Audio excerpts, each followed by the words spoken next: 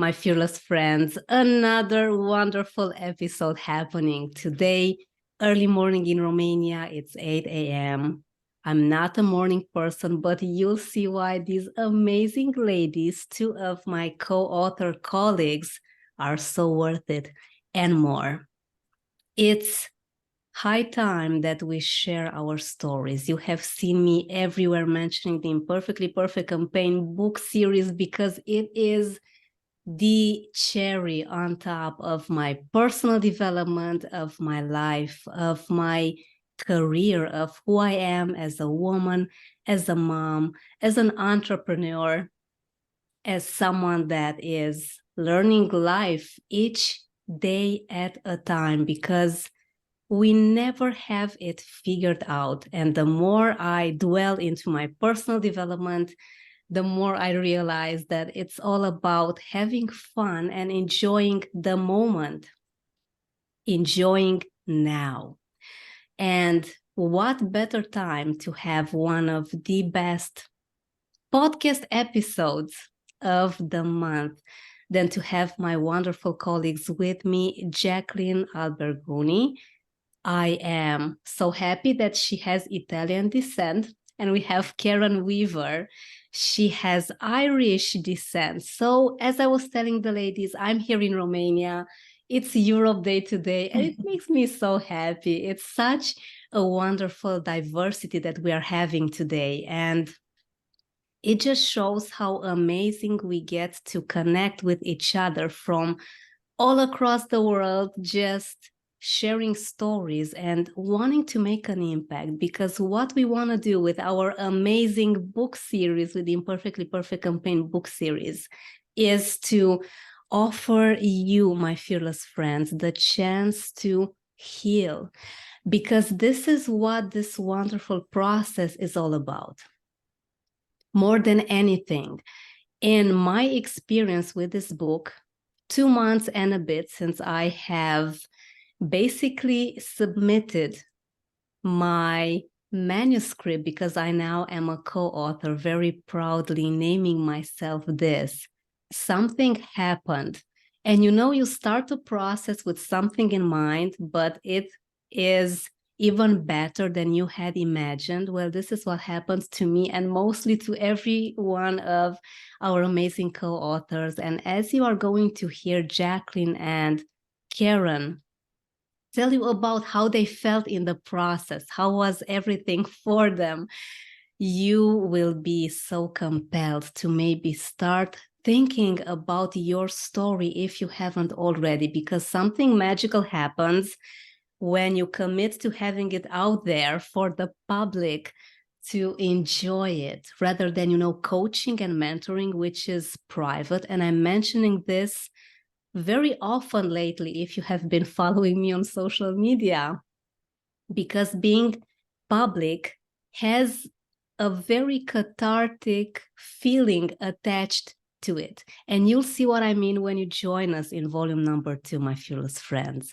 A bit about my wonderful guests today. We have Jacqueline Albergoni, that is an actor, self-published author, meditation coach, group facilitator, and content creator. Jacqueline recently had her wedding. Join me in congratulating her. If you go on her profiles, you'll see some very beautiful Italian style details to her wonderful wedding happening in Italy, which, oh my God, makes me so happy for her, because as she said earlier, it is a dream come true.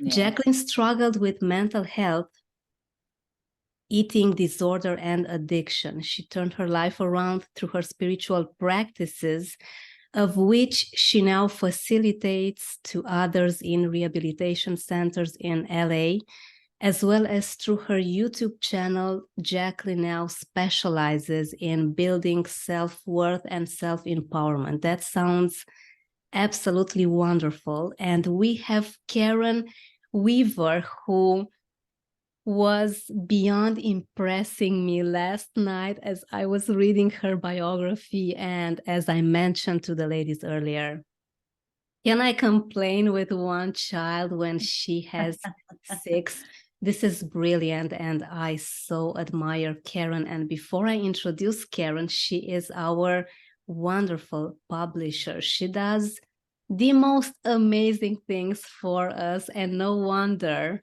Glenn has been raving about her and raving about you too, Jacqueline, because you ladies have been through quite a bit, and now it's time for you to shine. Karen is a multi-award-winning entrepreneur and author and the founder of Serenity Press, MMH Press, KMD Books, and Duchess Serenity Press. She is a multi-genre author of over 40 books, a Forbes influencer, a 3 times TEDx speaker, and a proud mom of 6. She's an advanced law of attraction practitioner who teaches people how to attract anything they want into their lives and writes about her success principles as KP Weaver. KP Weaver, actually. Welcome, ladies. What a pleasure and a great privilege to have you here with us today. Thank you so much. It's honestly feel so lucky and blessed to be here with both of you, 2 amazing, powerful, strong women. And it's just an inspiration, really. I second that. Beautiful. Thank you. Beautiful energy.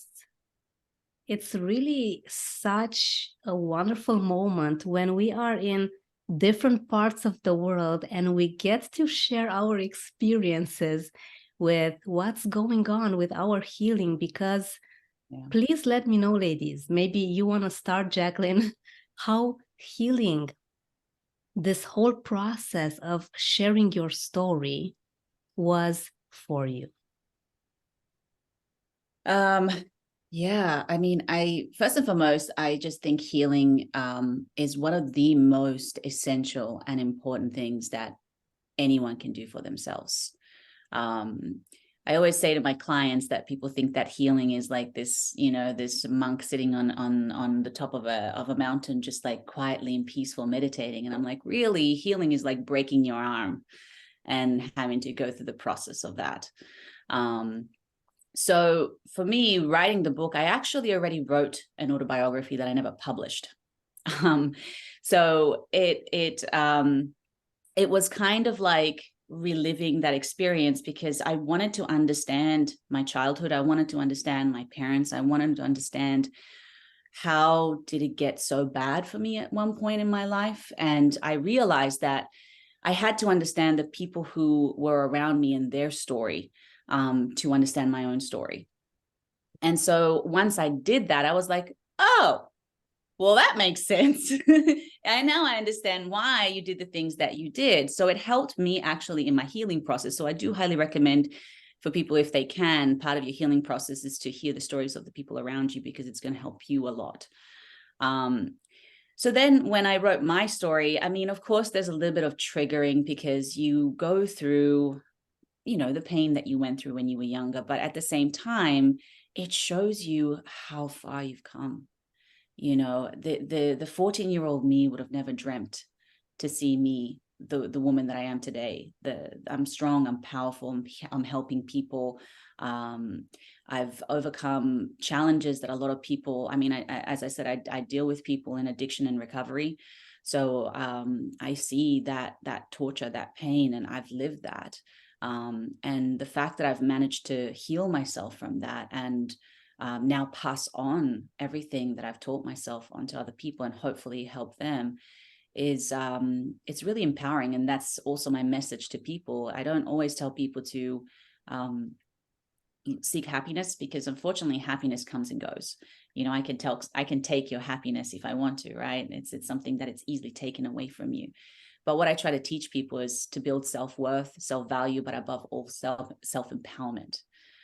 So when I write these stories, for me, it's really my hope to reach people out there to see that no matter how bad your life is, no matter how broken you are, you can build yourself up, and it comes from within you. And you have to go within you to discover what that is. And so that's hopefully my message, and hopefully to reach somebody out there that they can see themselves in me, because that's how it happened for me. look at the people that you relate to and then inspire you, and then do what they did. You know, see if you can be inspired by something and follow their path because they did something right. And if your life is not working out, something's not right. You're not doing something right, and you need to make some changes. So I'm just all about that. And yeah, I really hope that going through an extremely abusive relationship when I was a teenager, where actually my partner literally tried to kill me. So it got really bad, and I never really spoke about that much, but he was just, apart from the most people who are in an abusive relationship will tell you the mental abuse is actually the worst part, which is also true. But then, of course, there's the PTSD from that, which is when somebody tries to kill you, and there's the constant physical and mental threat, and it's daily brainwashing, you know. And on top of that, I was going through an eating disorder. So I was punishing myself. I was abusing myself on top of everything else. So it was an extreme experience. But in the end, like, once again, I always like to tell my clients is like, what your pain, your suffering can become your greatest gift once you overcome it, once you get to the other side. So that's what I hope to inspire people and teach people about. Wow, this is really powerful, Jacqueline. I did not expect that. I knew a part of your story, but wow, this is really powerful. Thank you for sharing, and thank you for being here. What you said earlier really touched me, that your 14-year-old self would not even dream to see the woman that you are today. Wow, this is really magical when you say it like that. How proud are you of everything that you achieved? This is brilliant. And what about you, Karen? Would you say that this experience of writing your story, and you have quite an experience with writing in books, how was it for you through the Imperfectly Perfect campaign book series? Well, I have my story of adversity too, but like I show up for the power of story, because listen to Jacqueline, her story has ignited something within us. You know, whenever you share, it just does something with you, and that's what we're supposed to do, is show up and share our stories, to connect, to heal, to ignite, to educate, and to, you know, just to be, because we don't go through things for nothing. And we until we go inwards and go through the journey, and then we have the wisdoms when we're coming out. We're gifted the wisdoms when we come out. I went through my own adversity. I was very blessed in my life that I had a beautiful childhood, a foundation of unconditional love, and given the freedom to allow me to be curious and to make lots of mistakes, but just be curious and find my own way and really know who I was. But I also went through my own adversity in life, and I had 14 months in PTSD.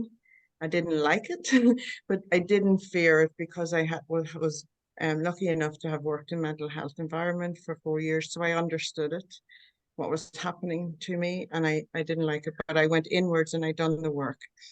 And my wake-up call out of it was a double miscarriage. And it woke me back up to life. And when you're in PTSD, I'm sure you can connect. You're very numb to feeling, and you're very, you know, just day by day kind of stuff. And when, you know, I was very distraught when I lost the twins, and it broke my heart, but I cried tears for them, and I cried tears for the year I'd lost beforehand. But I started to feel again, and started to have wishes again. I wanted to have another baby, and I wanted to do things with my life. I started to dream again rather than just exist.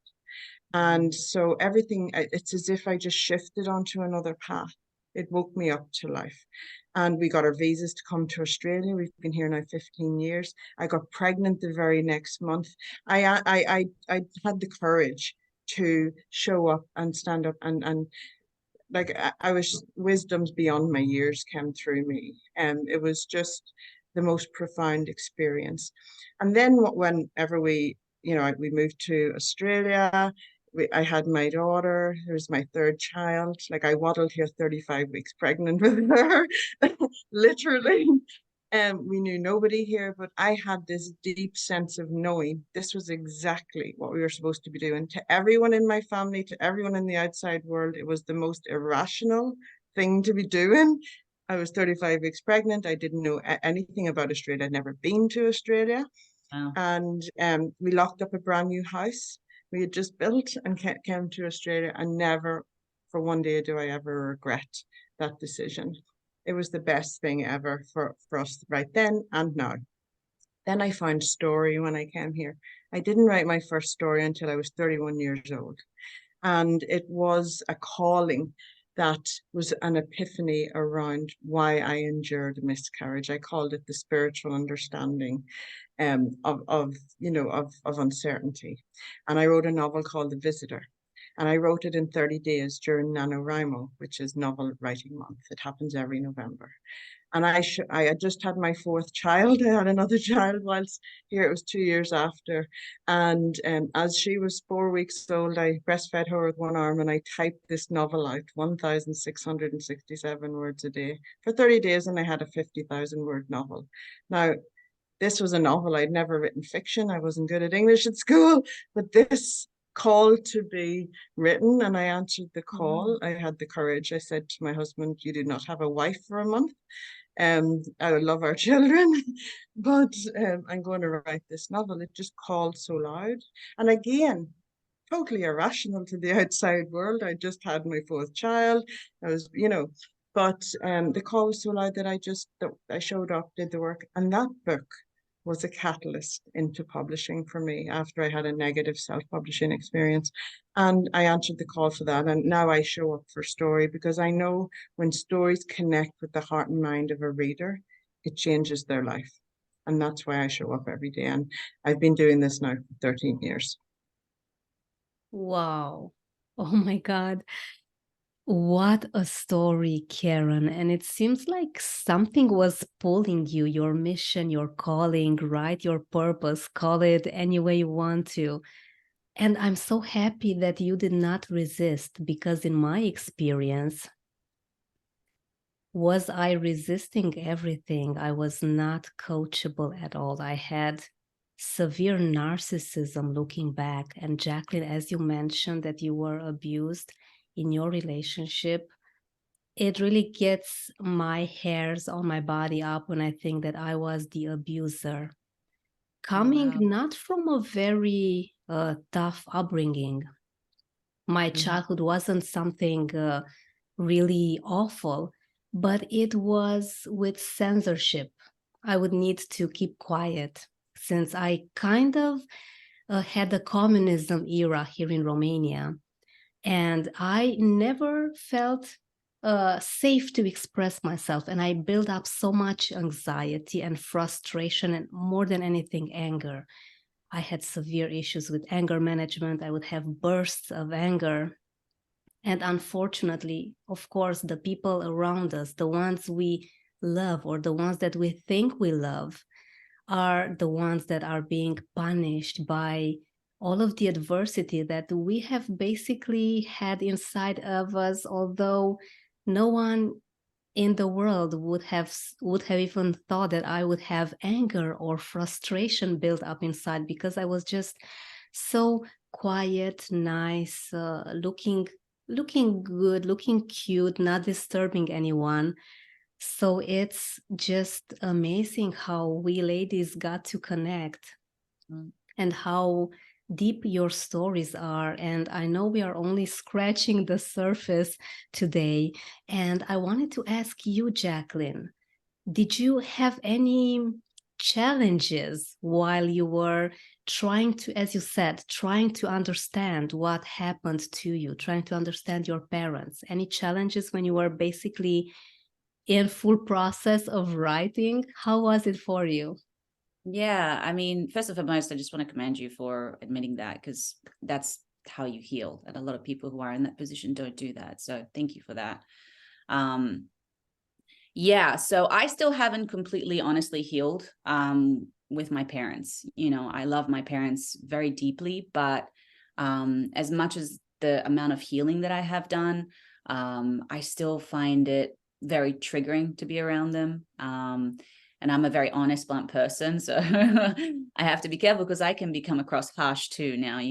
Once I've claimed my power back, I've just become this I don't know, sometimes I can think about myself too much, and I'm worried about them coming across a certain way. So there's also protection, in the sense of, I don't want them to look like they're terrible people. They had really tough childhoods, which explains why, they both, my mother came from the slums of Brazil, and was adopted at the age of 4. She had I don't even know really the story too much, but it was like 3 brothers and 5 sisters or something from 2 different dads.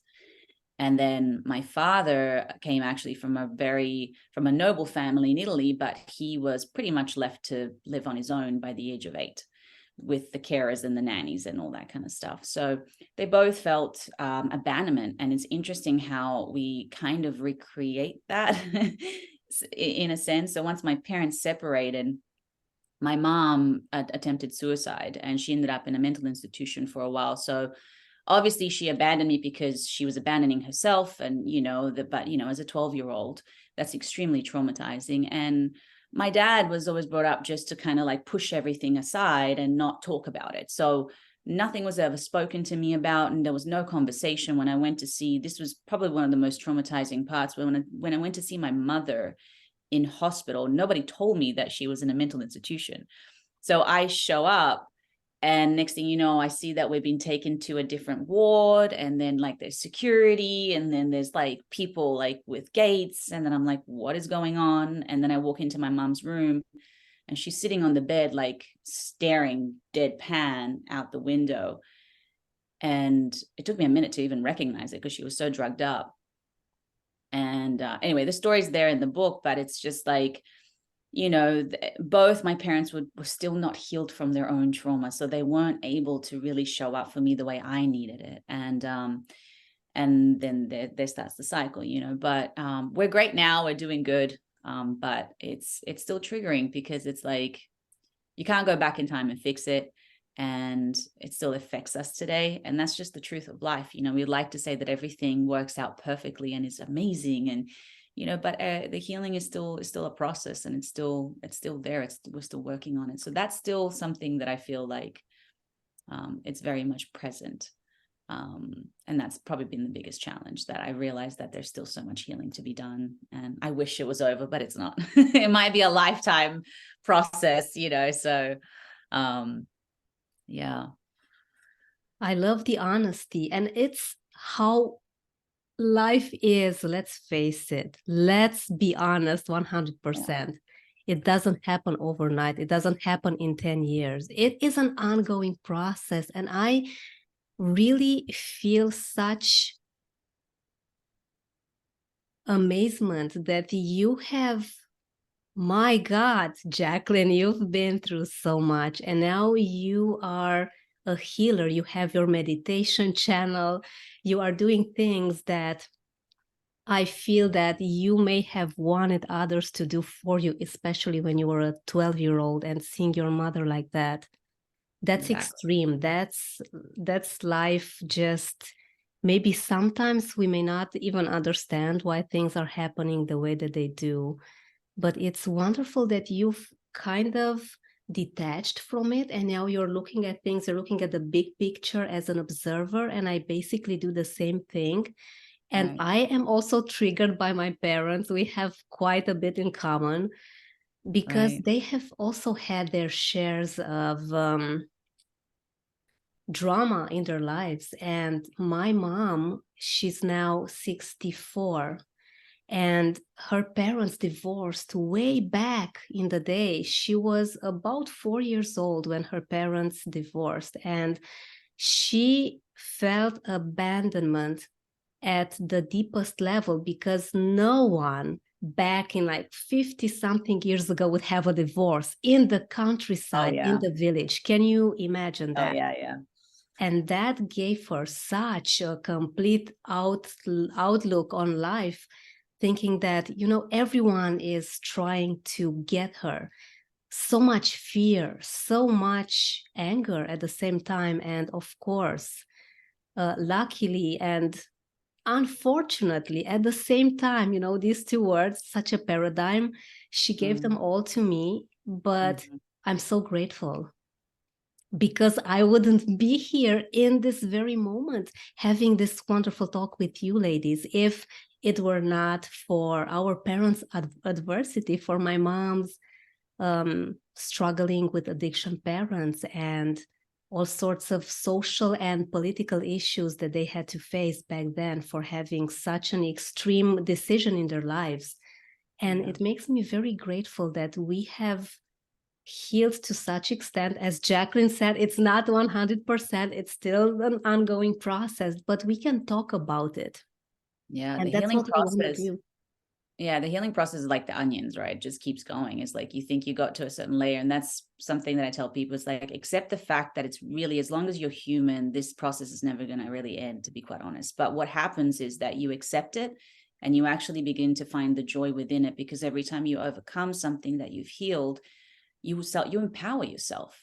You change, you gain skills, you gain wisdom, you gain something that you can also pass on to people. And one of my favorite sayings is, hurt people, but heal people.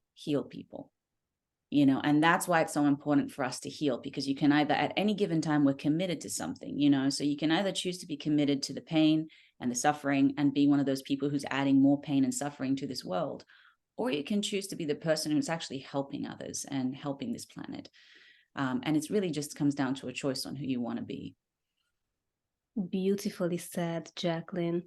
And yes, hurt people. And if I may share with you, you know, the different side of the story, the narcissist that I can finally, oh my God, and I get goosebumps when I mention that, because it really took so much of me to see myself as the abuser.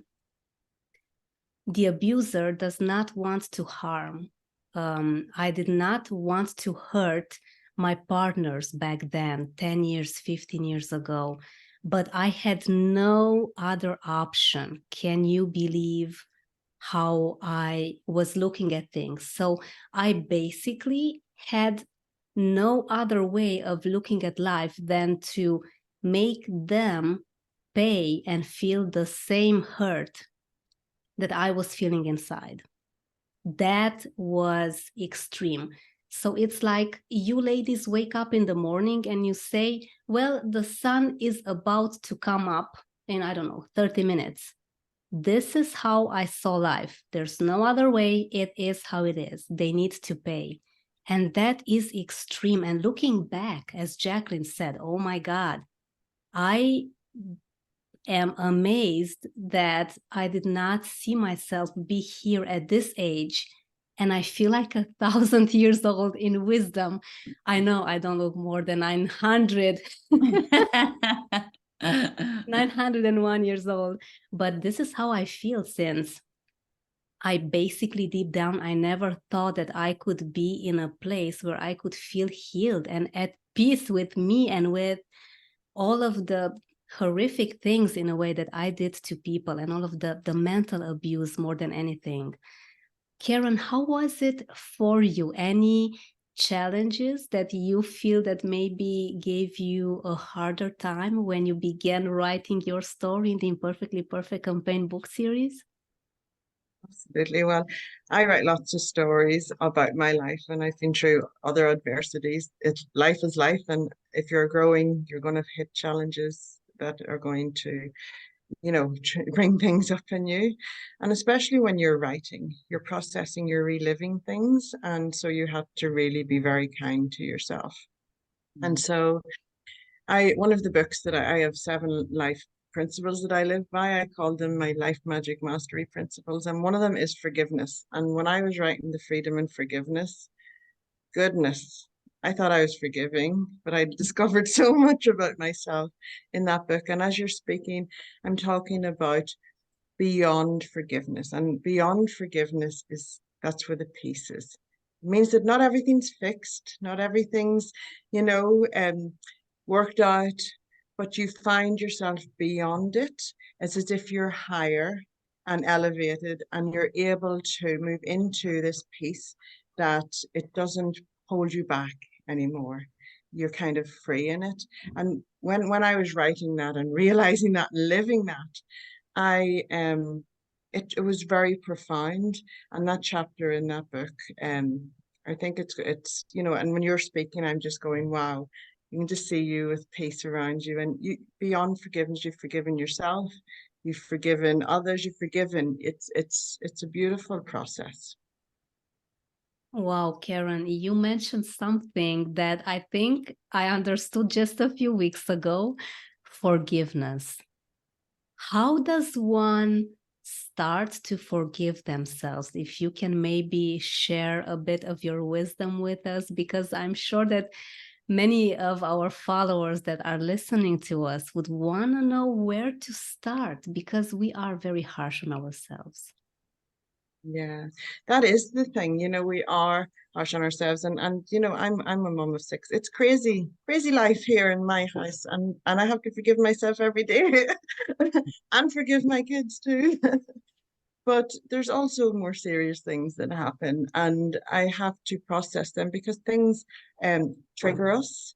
There's things that because we're forever evolving beings. We've never, not no one on this world has got it all together, you know. So we are where we're at, and everything I've experienced in life has brought me to where I am today and how I can serve today, but also to serve myself. I always serve myself first, because if I don't keep my cup full, I ain't giving the best of myself to others.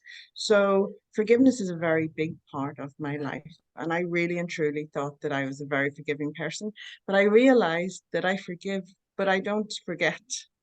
And I realized that that's okay. I don't have to forget. I have to honor.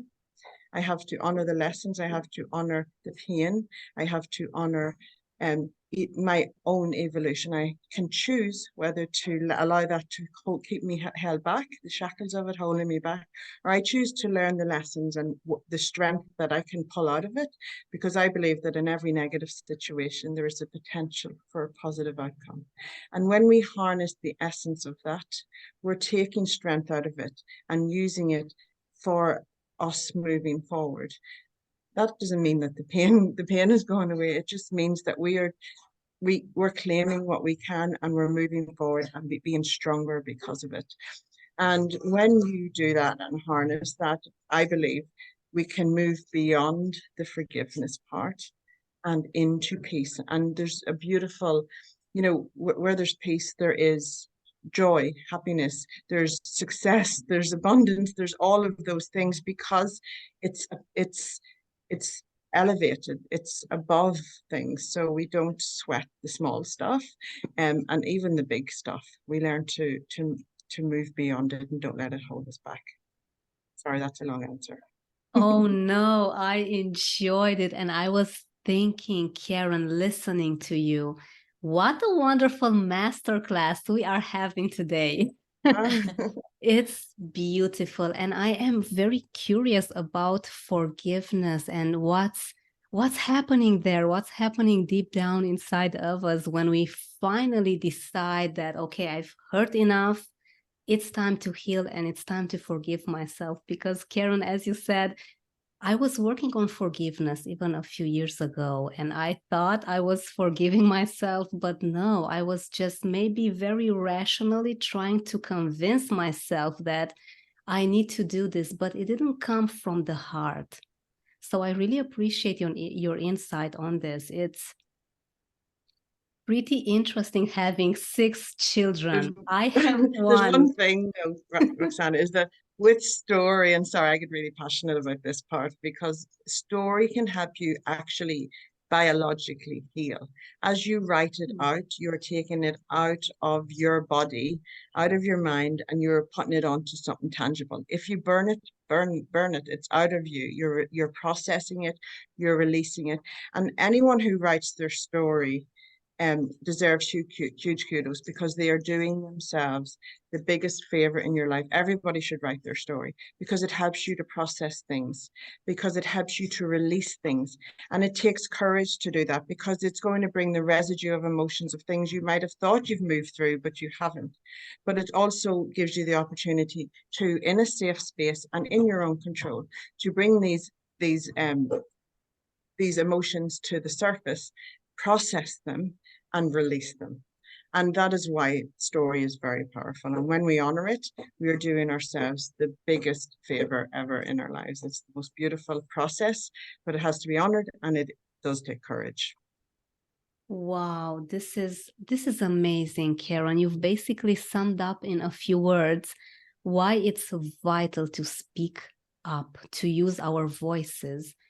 When I think that I felt like I was about to die when I had a 2-person meeting when I used to be employed many years ago, and now finally having this awareness that we just need to talk. We need to make sure that this voice of ours is out there as much as possible. And I, not too long ago, had this wonderful podcast guest that said, we need to be loud. We need to be loud. It's not about any societal norms. Share your story, scream it out if you need to, because it's the only way to properly, finally process everything. And I have a feeling that the three of us, we are still processing. Of course, we have it out there.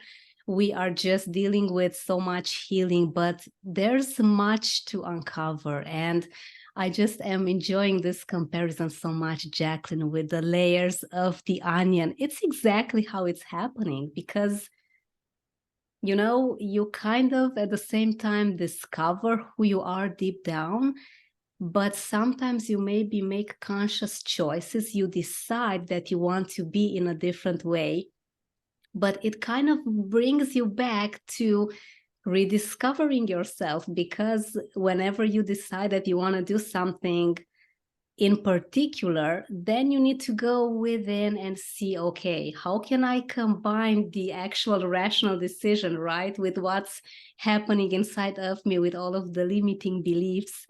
And I have been enjoying what you said about perfectly imperfect, Jacqueline. We are never perfect, obviously, but we are just really in our imperfections. We are the best versions of us. What does being imperfectly perfect mean to you, Jacqueline? Perfectly perfect means that, to me, it's striving to be the best of myself, but yet being aware of what isn't right, what I need to work on, like we said. I teach a lot, actually. It's funny, I teach a lot of shadow work and manifestation, and I believe those two things come in hand, and it's kind of like the imperfectly perfect aspect of it. And I always tell my clients, it's like, you cannot manifest something into your life until you've done the healing work first, because excuse me, if that thing comes into your life and if you haven't done the healing work, well, guess what's going to happen? You're going to lose it. You're going to sabotage. Something's going to happen where it's just going to leave. So that, to me, what perfectly imperfect is the constant work and striving for being the best version of yourself. But I always love to tell people, is like, strive to become your own hero, strive to become the person that you dream to be. But that requires you to go within, go through the shadow, go through the things that you're unaware. And the more shadow work that you do, the deeper that you go within yourself, the more light you're going to create outside of you. Wow, I love that. Can you please say that again? I don't even know what I said. That is so powerful, that to become the greatest and best version of yourself, to become your own hero, you also have to discover your deepest shadows. Basically, it's the yin and yang, it's the balance, it's the imperfectly perfect. So as much as you want to become perfect, you have to know your imperfections, because that's how things balance out. That's the reality. We're multidimensional beings. We're not one thing. And so we have to see that about ourselves, the shadow and the light. And when we integrate the shadow, that's when the healing really happens, like you did, accepting those aspects of yourself that most people reject, disown, or ignore. When you work and love and nurture those aspects of yourself, because we're already fighting everything outside of ourselves. The world is tough enough, but when you work to heal, integrate, and accept and appreciate in a way those aspects of yourself, that's when things really start to change and shift, because now you're working with all aspects of yourself as opposed to against those aspects of yourself. And it's not going to be perfect. It's not going to be easy. But that's the work that it takes. Wow. This is super powerful, Jacqueline. Thank you so much for mentioning this. Thank you for bringing so much of your past with us today. Thank you for being so courageous and so conscious and so healing to us, to Karen and I, because I feel like this wonderful synergy that we have created today has given us so much fuel to do even better, to be more, to be, as you said, Jacqueline, our best selves. And before we go today, I know that Karen has to go. We are going to wrap it up, this beautiful conversation that I know that at some point we are going to resume because this feels too good. I have been in this flow listening to you and it just, processing and healing other things that came up along the way as I was listening to your ladies' stories. Before we go today, Karen, where can we find you? Where can we get in touch with your beautiful work and experience Karen's world? I hang out on Facebook and LinkedIn a lot, and that's where you can catch me and say hi. I love to connect with people. That's stories make the world go round, and I love to meet new people, and that's why it's so beautiful for us. We already share the space. We're already family. We're in a book together, and now we can connect, and we know each other now. So I love meeting new people. So Facebook and LinkedIn, Karen Weaver. Wonderful, Karen. Thank you so much. And Jacqueline, where can we get in touch with you? Where can our followers see your beautiful meditation work? Oh, thank you. So I have a YouTube channel called meditation_channel. And also you can find me on my Instagram, Jacqueline444, or meditation channel as well. Wonderful. Thank you, ladies, so much for a very inspiring and such a powerful talk today. I am so grateful. My fearless friends, get in touch with these wonderful ladies. You are going to have all of their details in the description of the video and on Spotify. And we hope that, well, maybe not convince is the best word, but we hope to have inspired you to start sharing who you are. So come join us in volume number 2 of the Imperfectly Perfect Campaign book series and start healing. Thank you so much, ladies. What an honor. I really appreciate you so much.